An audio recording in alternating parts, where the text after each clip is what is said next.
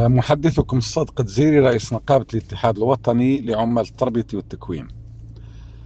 ما أثير حول الدروس الخصوصية في هذين اليومين حسب ما فهمنا من وسائل التواصل هو أنه فيه بعض المدارس التي يعني تعمل بسجل تجاري كمدارس للغات، أخذت سجلا تجاريا لتدرس اللغات الأجنبية، اللغات بصفة عامة، ولكن هي استغلت هذا السجل وبدأت تدرس في الدروس الخصوصية ودروس الدعم في جميع المواد، مما يضر عليها ربما أرباحا طائلة في هذا الموضوع.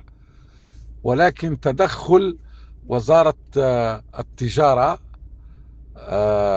يعني وفهموا الموضوع في بعض هذه المدارس، مما تسبب في غلق بعض المدارس منها لأنها لم تحترم ما ورد في السجل التجاري.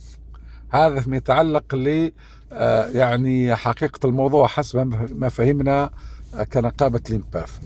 أما عن الدروس الخصوصية فنراها في الظرف الراهن هي حتمية بالنسبة للأولياء، خاصة في ظل تفاقم ظاهرة الاكتظاظ، لأن التلاميذ بالقسم الواحد تجدها أعداد كبيرة جدا، يصل إلى أكثر من 50 تلميذ في القسم، مما يستوجب على الولي أنه يبحث كيف أنه ابنه يأخذ دروس دعم من أجل أن يلحق بالتلاميذ الذين مستوعبون لهذه الدروس.